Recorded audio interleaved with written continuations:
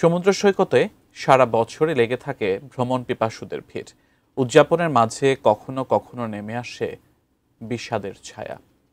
গত এক বছরে কক্সবাজারে সমুদ্র স্নানে নেমে প্রাণ হারিয়েছে অন্তত 15 জন। সৈকতের লাবণী থেকে বিস্তারিত জানিয়েছেন আমাদের কক্সবাজার প্রতিনিধি অর্পণ বড়ুয়া।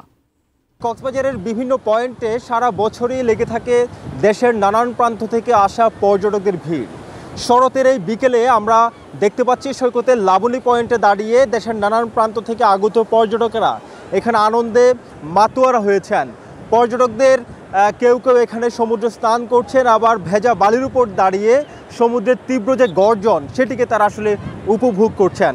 যদিও বর্ষা একেবারেই শেষ প্রান্তে চলে এসেছে, এখানে যারা পর্যটকরা আসছেন সমুদ্রে নামছেন তাদের প্রতি আসলে এখানে যারা লাইফগার্ড আছেন তাদের কি নির্দেশনা রয়েছে একটু জানতে চাইবো। কতজনকে জীবিত উদ্ধার করেছেন গত এক বছরের মধ্যে?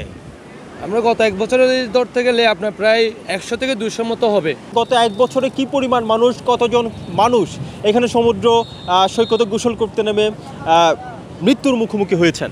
তো এখানে আপনার 15 জন মতো মৃত্যু হয়।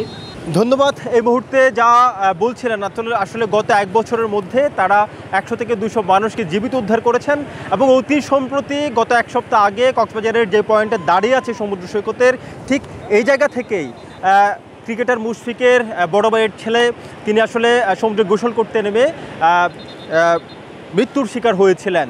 এই ঘটনার পর থেকে এবং এই যে অতি সম্প্রতি বিভিন্ন সময় যে দুর্ঘটনাগুলো ঘটছে এরপর থেকে তারা আরও বেশি সতর্ক হয়েছেন এবং যারা পর্যটকরা সমুদ্র সৈকতে গোসল করতে নামছেন তাদেরকে আসলে তারা বলছেন যে তারা যাতে হাঁটু পানির নিচে না নামেন এবং সমুদ্রের গভীরে না যান, সেই ধরনের নির্দেশনা আসলে তারা পর্যটকদের প্রতি দিচ্ছেন। কক্সবাজার সমুদ্র সৈকতের লাবণী থেকে এটুকুই ছিল এখানকার সবশেষ।